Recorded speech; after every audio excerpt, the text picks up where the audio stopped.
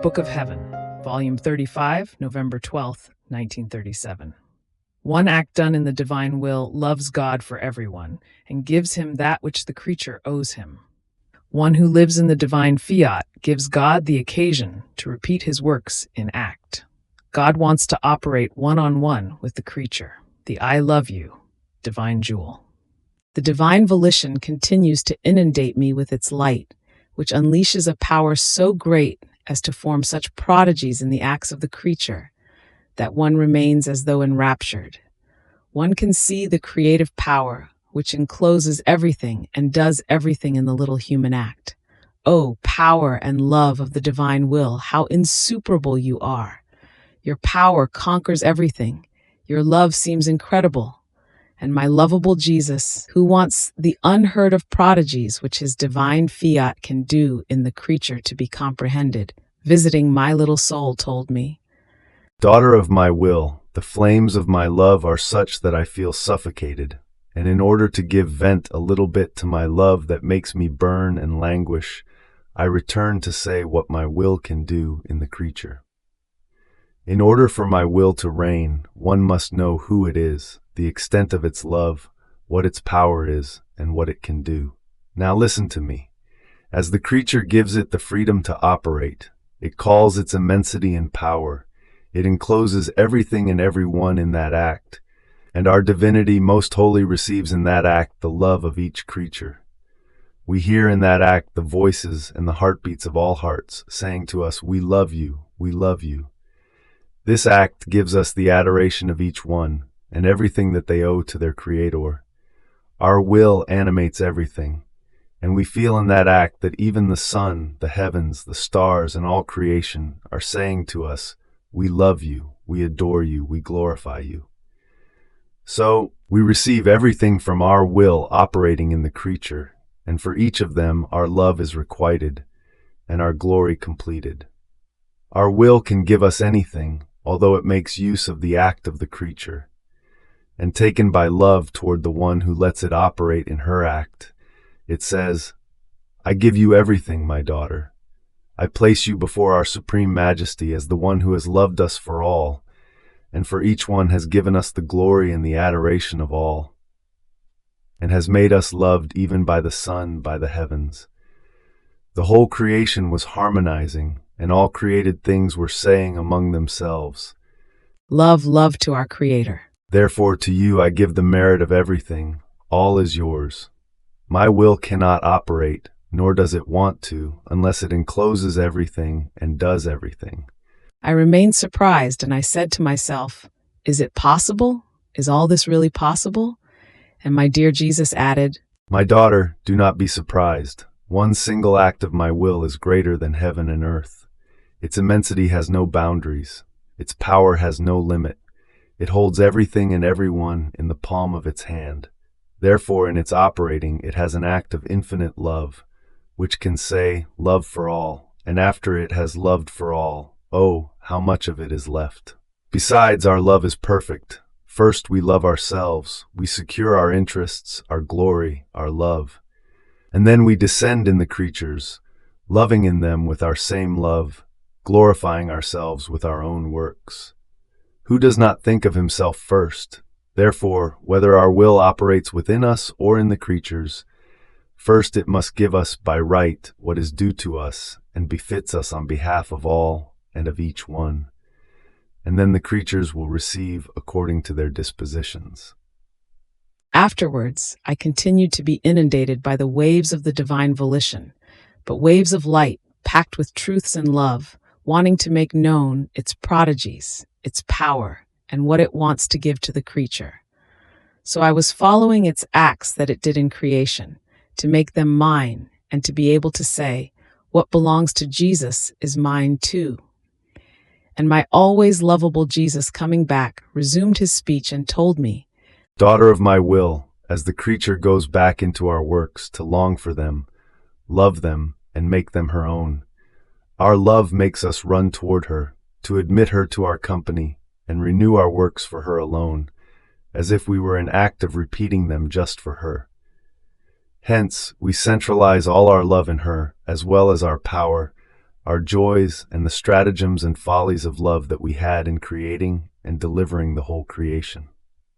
And in our emphasis of love, we look at her and we find her heavens, with the love that we felt in stretching out their azure vault. Then we look at her again, and we find the multiplicity of the stars, as she gives her voice to each of them, to make them say to us, I love you, I love you, I love you.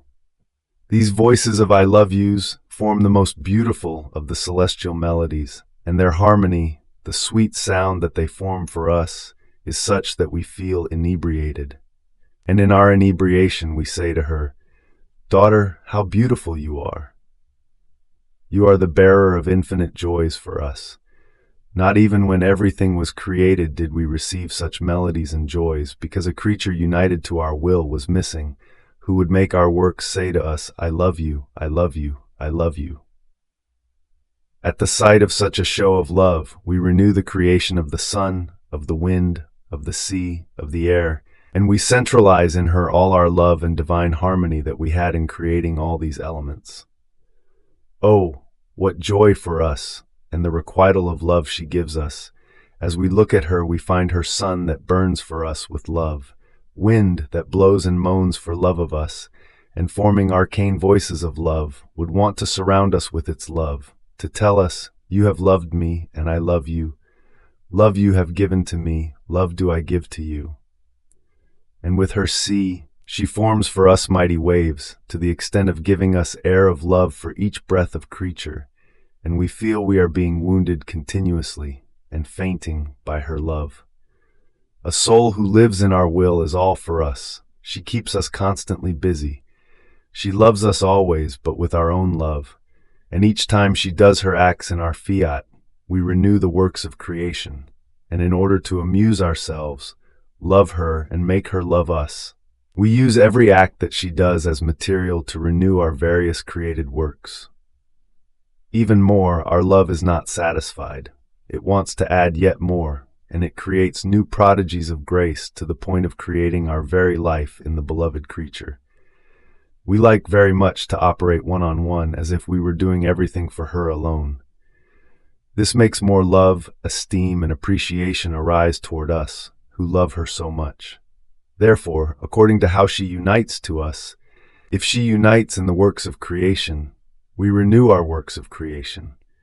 If she unites to our works of redemption, we renew, and I repeat my birth in act, and looking at her, I find my birth in her, as well as the love by which I was born, while she loves me with that same love with which I was born upon earth.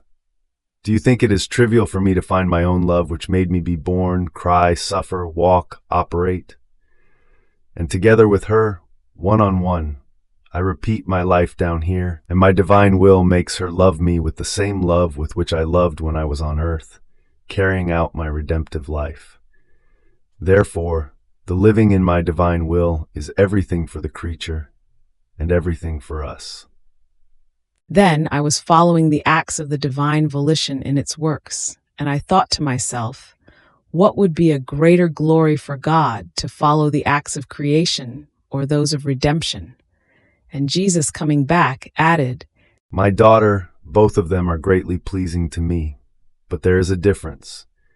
In the works of creation, the creature finds our majesty and feast, while creating many things with our primary purpose that everything was to serve our will reigning in her, and all created things were to serve as a deposit for her requital of love, of adoration, and of glory toward us. All created things speak of our love toward creatures, and the creature, through them, was supposed to love her Creator. You must know that each one of your I love yous that you hide in the sun, in the heavens, and in the other created things is a jewel for us, and we love them, we kiss them, we embrace them, and delight with them. We feel glorified and repaid for everything we have done. Do you think we remain indifferent to your many I love yous with which you have invested the creation? Not at all. We look at them, one by one, and as our jewels, they give us the joy that we had in creation. Therefore, you make our feast continue, and if these I love yous cannot be seen other than by us, It is because our will being immense, also in creation, its light eclipses your I love yous and keeps them hidden jealously within its bosom. It happens as to the sun, whose light and heat are greater and more intense than all the preciousness of the effects contained within it. These cannot be seen, but it is certain that the sun possesses them. In fact, if its light touches the flower, it gives color and portrays like a painter the variety of beauties of the colors, so as to form the sweetest enchantment for the human generations. If it touches plants and fruits, it gives the multiplicity of the various sweetnesses and flavors. This shows how the sun is not only light and heat, but it hides other goods within its bosom of light. Such is the creature who lives in our will. As she loves and adores, so does our will form the beauty of its iris of love in her works, the variety of joys and sweetnesses of her good acts, which it jealously hides within its bosom. My will is the hiding place of the love and of everything that the creature does in it, forming the most beautiful ornament to our divine works and the sweet enchantment of our pupils. And our pleasure is so great, life, that we show this to the whole celestial court, to let them delight together with us. Therefore, this is the greatest glory she can give us, following our acts of creation. Because she unites herself to our same purpose, she braids herself to our love. We feel her kissing our love, while we kiss hers and make of them one single love. What joy, what happiness, to have the creature together with us, loving us and doing what we want to do. Now, in redemption the purpose changes. It is guilty man that we go searching for. In creation everything was feast. Our works smiled at us with joy, love, and glory, while in redemption, pains, bitternesses, tears, remedies, medicines, in order to heal man. And the creature, by entering our will, can invest my pains, bitternesses, and tears with her tender and compassionate I love yous, and hide in them the jewels of her I love yous. In this way, by kissing these jewels, I will not feel lonely but comforted, sustained and accompanied by one who lives in my will. In the jewels of her I love yous, I will also find one who dries my tears, who shares my pains with me, who defends me. Therefore, always in my will do I want you, so that whether in feast or in pain, I will keep you always with me. Fiat.